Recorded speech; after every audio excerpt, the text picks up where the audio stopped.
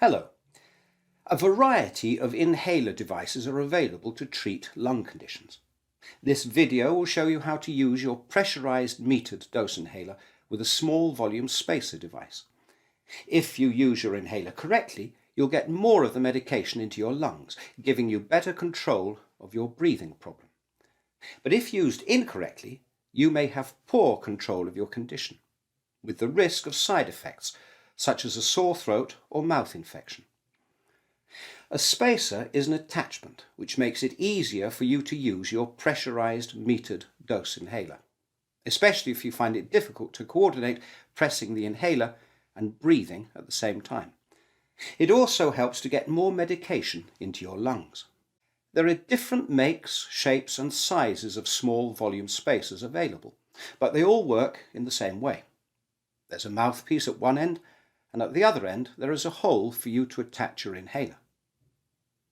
You should always sit upright or stand up when using your metered dose inhaler, and hold it in a vertical position, like this, when you load and use the inhaler.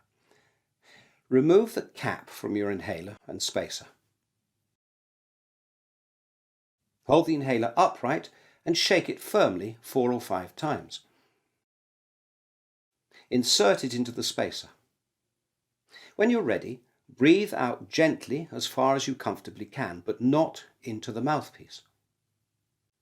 Place the mouthpiece of the spacer into your mouth and between your teeth, but don't bite down on it. Close your lips around the mouthpiece to form a tight seal. If you're using a spacer with a mask rather than a mouthpiece, place the mask over your mouth so that there's a tight seal around your face. Press the top of the inhaler down and take one slow, deep breath in, whilst keeping your lips sealed around the mouthpiece. If you hear a whistling sound, you're breathing too quickly. Hold your breath and take the spacer from your mouth, but continue holding your breath for 10 seconds, or for as long as is comfortable. Now breathe out slowly. Remember, it's important that you breathe soon after pressing the inhaler. Otherwise, the medication will fall to the bottom of the spacer instead of going into your lungs. If your doctor has told you to take 2 puffs, wait for 30 seconds and then repeat the whole process. It won't help if you take several puffs without waiting, and you must always firmly shake the inhaler 4 or 5 times between doses. Once finished, replace the cap on the inhaler and spacer to keep dust and moisture out.